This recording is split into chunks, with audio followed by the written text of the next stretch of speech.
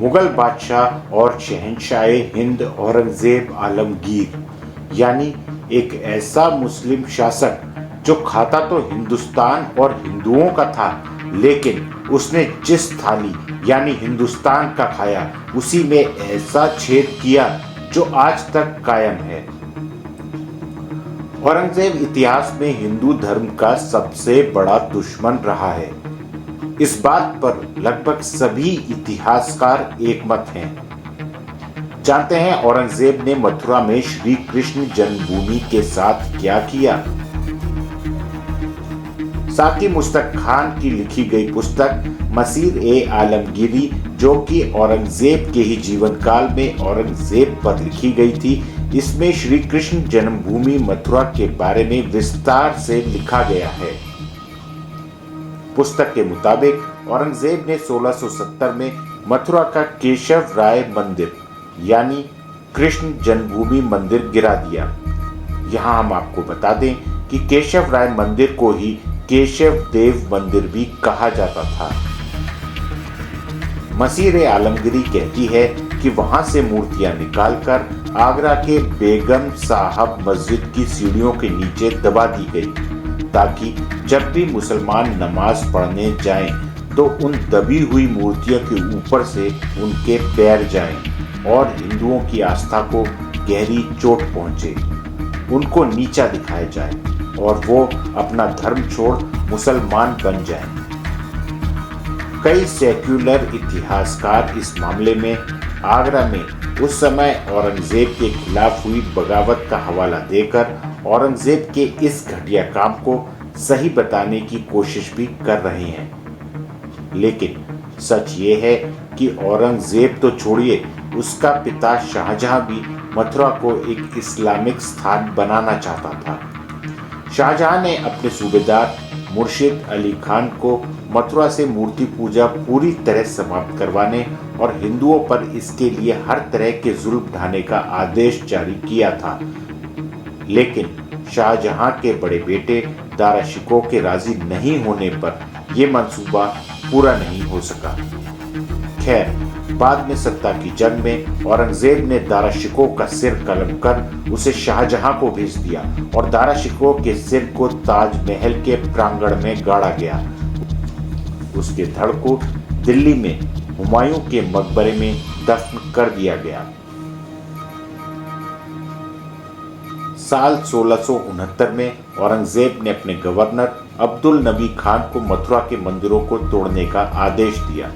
अब्दुल नबी खान ने वहां कई मंदिरों को तोड़ा और मंदिरों के मलबे से जामा मस्जिद बनवाया।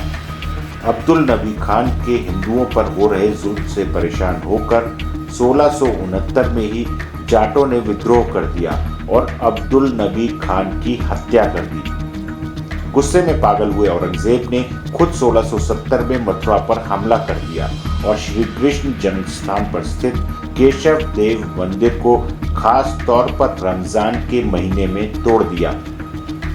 ईद के त्योहार के दिन औरंगजेब ने केशव देव मंदिर के टूटे अवशेषों से शाही ईदगाह मस्जिद को बनाया।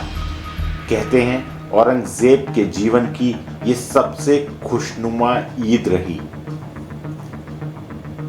मुगल दरबार में काम कर रहे इटालियन यात्री मनुची ने भी केशव देव मंदिर की भव्यता का वर्णन किया है। कहा जाता है कि केशव देव मंदिर का शिखर इतना ऊंचा था कि इसे वहां से लगभग 60 किलोमीटर की दूरी पर आगरा शहर से भी देखा जा सकता था। औरंगजेब इस महान मंदिर की प्रसिद्धि और भव्यता से चिढ़ता था।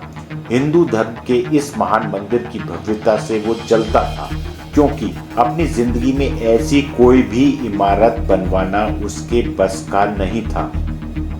कहते हैं इसी वजह से उसने इस मंदिर पर हमला किया। केशव देव मंदिर की मूर्तियों को भी औरंगजेब ने इसी वजह से तोड़वा दिया। इन मूर्तियों के अवशेषों को आगरा के जहांआरा बेगम मस्जिद की सीढ़ियों के नीचे दबा दिया गया, ताकि मुस्लिम लोग उन मूर्तियों के ऊपर से अपने पांव रख कर नमाज पढ़ने जाएं। उस समय की पुस्तक मसीर-ए-आलमगीरी में इस घटना का वर्णन किया गया है। मसीर आलमगीरी में इस घटना के दौरान मंदिर बचाने के क्रम में शहीद होने वाले लोगों के विद्रोह का विस्तार से वर्णन किया गया है। यहाँ हम आपको बता दें, केशव देव मंदिर से मूर्ति ले जाते वक्त औरंगजेब का पुजारी ने विरोध किया था। मुगलों ने पुजारी को भी मार डाला। औरंगजेब यही नहीं रुका, उसने मथुरा शहर का नाम भी बदलकर इस्लामाबाद कर दिया। इसके बाद औरंगजेब के इन घटिया जुल्मी कामों से मथुरा में विद्रोह हो गया और औरंगजेब मथुरा को इस्लामिक शहर बनाने में कामयाब नहीं हो पाया। मथुरा में आज भी 80% से ज्यादा आबादी हिंदुओं की है। मसीर आलमगीरी में इस घटना के दौरान मंदिर बचाने के क्रम में शहीद होने वाले लोगों के विद्रोह के बारे में भी विस्तार से बताया गया है। अब क्या आगरा के जामा मस्जिद पर हिंदू संगठनों के सर्वे करवाए जाने की मांग जायज है? कमेंट सेक्शन में कमेंट कर बताएं। वीडियो पसंद आया है तो लाइक और शेयर जरूर करें।